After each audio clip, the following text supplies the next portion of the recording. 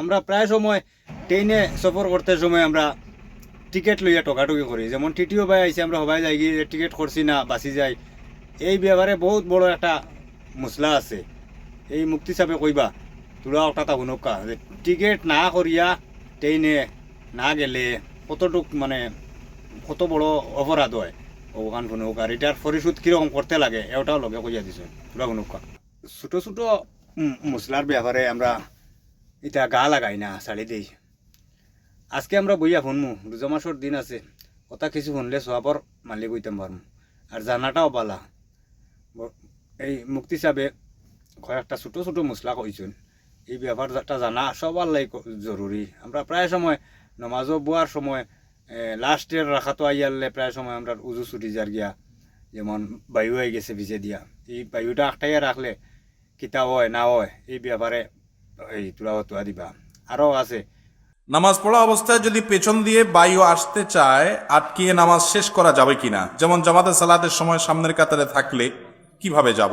মাজার জিয়ারত করা আর মাজার সিজদা করার মধ্যে পার্থক্য কি, প্রতিবেশীর হক কতটুকু। এরপর প্রশ্ন হলো, অনেক সময় ট্রেনে যাত্রা করি কিন্তু টিকিট কাটি না, নামার সময় ভাড়াও চায় না, তখন ভাড়া না দিয়েই নেমে পড়ি, এক্ষেত্রে গুনাহ হবে কিনা। আবার মাঝে মধ্যে অর্ধেক রাস্তার টিকিট কাটি শুধু। ভাই, বান্দার হক নষ্ট করলে গুনাহ শুধু হবে না, এমন গুনাহ হবে যে গুনার মাফ আল্লাহ নিজে করবেন না, ওই বান্দার কাছ থেকে কিয়ামতের ময়দানে মাফ নেওয়া ছাড়া উপায় থাকবে না।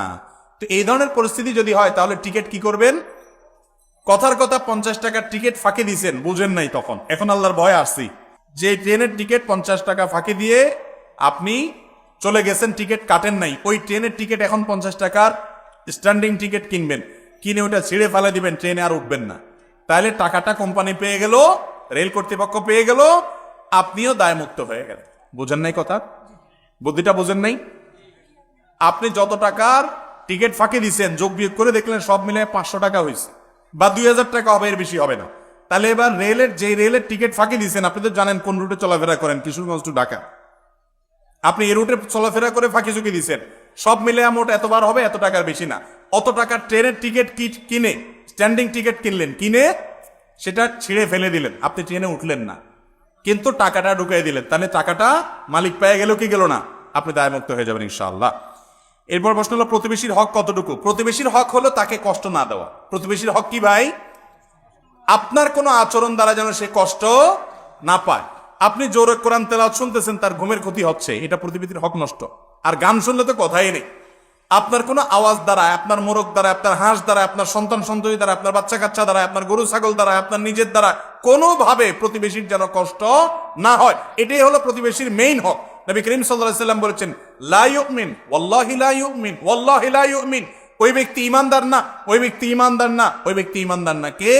মাল্লা ইয়ামানু জারুহু বাওয়াইকাহু, যার প্রতিবেশী তার হাত মুখের ক্ষতি দ্বারা নিরাপদে থাকতে পারে না। অতএব প্রতিবেশী যাতে আপনার ক্ষতি দ্বারায় ক্ষতিগ্রস্ত না হয়, এটাই হলো তার মূল অধিকার। দ্বিতীয় অধিকার হলো, আল্লাহ আপনাকে কোনো নেয়ামত দিয়েছে, আপনার প্রতিবেশীকে সেখানে শরীক করবেন। নবী সাল্লাল্লাহু আলাইহি ওয়াসাল্লাম বলেছেন, গোশত রান্না করেছো, ঝোল বাড়িয়ে দাও, যাতে প্রতিবেশী বাসায় একটু পাঠাও। আমরা ছোটবেলায় দেখেছি বাংলাদেশের প্রতিটা জেলায়, প্রতিটা অঞ্চলে কালচার ছিল, মা চাচিরা ভালো কিছু রান্না করলে, বাজার থেকে ভালো কিছু আনলে, এমনকি ফলমূল আনলে, পাশের বাড়িতে, পাশের ঘরে একটু একটু হাদিয়া পাঠাইতেন। এখন এগুলো আছে আর নাই, সব ইয়ানফসি, সব স্বার্থপর। মোরালিটি, মূল্যবোধ, নীতি নৈতিকতা, আদর্শ, এগুলো আজ মুসলমানদের থেকেও হারিয়ে গেল। অথচ এগুলো ছাড়া ভালো মুসলমান হওয়া যাবে না। মাজার জিয়ারত করা আর মাজার সিজদা করার মধ্যে পার্থক্য কি? মাজার জিয়ারত আর মাজার সিজদা, মাজার জিয়ারত সুন্নত আর মাজারে সিজদা করা শিরক। মাজার জিয়ারত করা হলো সওয়াবের কাজ, আর সিজদা করা হলো কি? গুনাহের কাজ না, শুধু শিরকের মতো গুনাহের কাজ, যেটা একটু আগে আলোচনা করলাম। মাজার মানেটা কি?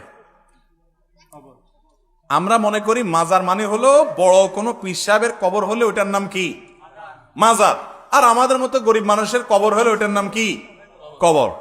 এটা ভুল কথা ভাই। মাজার আরবি শব্দ, এর অর্থ হলো জিয়ারত করার